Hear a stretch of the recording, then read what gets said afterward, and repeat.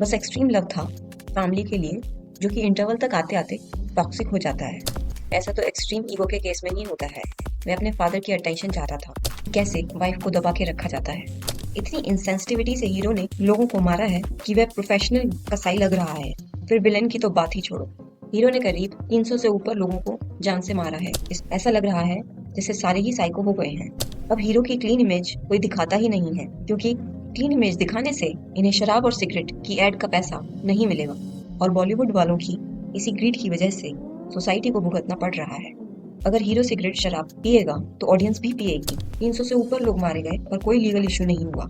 जिस तरीके से वह लोगों को काट रहा था, उससे तो वह प्रोफेशनल बुचर ही लग रहा था।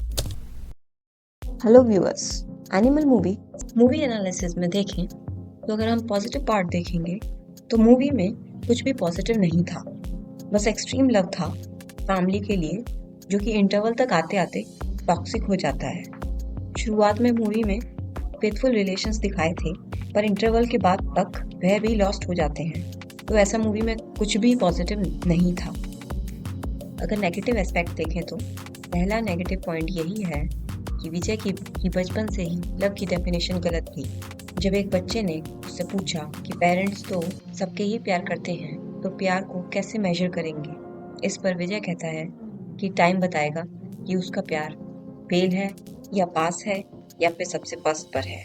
यानी वह अपने आप को ही कुछ प्रूव करना चाहता था। ऐसा तो एक्सट्रीम ईगो के केस में नहीं होता है।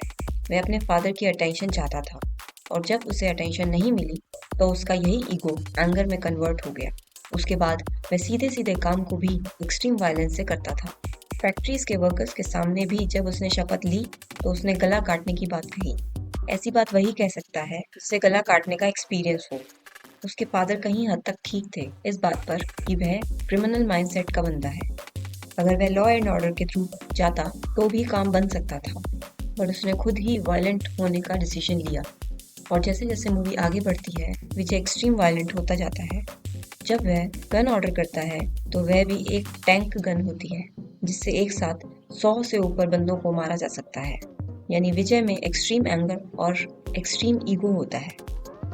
पूरी मूवी में फीमेल्स की डिपेंडेंसी मेल्स के ऊपर बहुत दिखाई गई है। फीमेल्स डिसीजन मेकर्स नहीं हैं। विजय की मदर बचपन में ही उसे समझा सकती थी, पर पूरी मूवी में ऐसा कहीं कुछ भी नहीं दिखाया।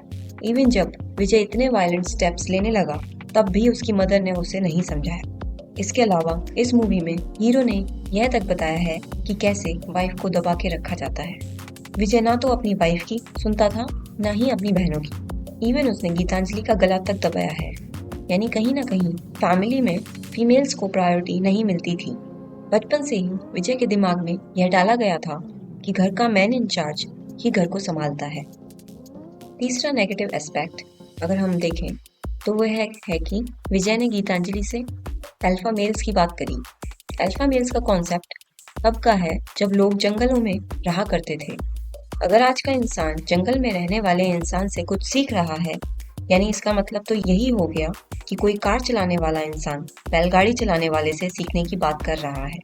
यह अपने आप में ही एक इडियोटिक लॉजिक है। चौथा सबसे नेगेटिव पॉइंट जो इस मूवी का है वह है कि पूरी मूवी में हद से ज़्यादा वायलेंस दिखाया गया है। इस फिल्म के हीरो ने ही विलन की तरह वायलेंस किया है। इस मूवी का नाम एनिमल नहीं डेविल होना चाहिए था। इतनी इंसेंसिटिविटी से हीरो ने लोगों को मारा है कि वह प्रोफेशनल कसाई लग रहा है। फिर विलन की तो बात ही छोड़ो, हीरो ने करीब 300 से ऊपर लोगों को जान से मारा है। इस मूवी में कंप्लीट साइको पर्सनालिटी दिखाई गई है, और इस एक्ट को देखकर हीरो के कजिन्स उसको और मोटिवेट कर रहे हैं और खुश हो रहे हैं। ऐसा लग रहा है जैसे सारे ही साइको हो गए हैं। मूवी में सब दिखाया गया है, जैसे सिगरेट, शराब, एक्स्ट्रा मैरिटल अफेयर्स, वह भी हीरो की साइड से। बॉलीवुड मूवी में इन्हीं चीजों को दिखा दिखा कर इतना कॉमन कर दिया है कि अब सामने वाले को यह नॉर्मल लगता है। इन्हीं लोगों ने नॉर्मल के अब स्टैंडर्ड्स ही अलग कर दिए हैं। अब हीरो की क्लीन इमेज कोई दिखाता ही नहीं है, क्योंकि क्लीन इमेज दिखाने से इन्हें शराब और सिगरेट की एड का पैसा नहीं मिलेगा, और बॉलीवुड वालों की इसी ग्रीड की वजह से सोसाइटी को भुगतना पड़ रहा है। अगर हीरो सिगरेट शराब पिएगा तो ऑडियंस भी पिएगी। इसकी वजह से यह और ज्यादा बिकेंगी और इन कंपनीज को फायदा होगा। क्या ये लोग एंटरटेनमेंट के नाम पर कुछ भी चलाएंगे? अगर आपको यह जानना हो कि सिगरेट शराब क्यों नहीं पीना चाहिए तो आप अटैच वीडियोस भी देख सकते हैं। अगर स्टुपिडिटी के पॉइंट ऑफ व्यू से देखा जाए तो पूरी मूवी ही इलॉजिकल थी। पूरी मूवी में इतना वायलेंस हुआ और कोई पुलिस नहीं आई, कोई केस नहीं हुआ, 300 से ऊपर लोग मारे गए और कोई लीगल इशू नहीं हुआ। इतनी सारी गन्स यूज करी टैंक गन को मिलाकर और कोई लाइसेंस की बात ही नहीं हुई।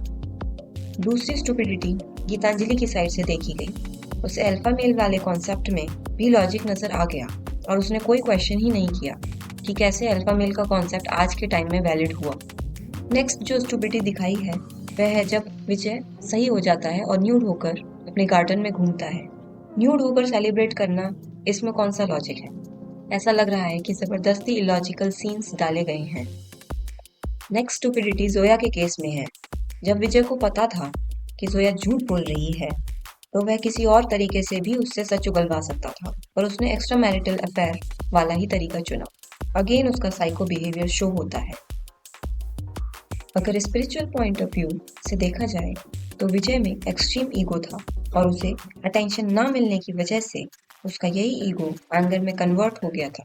और जिस तरीके से वह वायलेंट था उससे तो यही पता चलता है कि वह इंसेंसिटिव था और लोगों के लिए। उसे सिर्फ अपनी फैमिली से मतलब था। जिस तरीके से वह लोगों को काट रहा था उससे तो वह प्रोफेशनल बुचर ही लग रहा था और उसको भी वह एंजॉय कर रहा था। पूरी तरीके से साइको बिहेवियर उसने मूवी में शो किया। अगर आपको यह एनालिसिस अच्छा लगा तो आप लाइक, शेयर एंड सब्सक्राइब भी कर सकते हैं। Thanks for watching.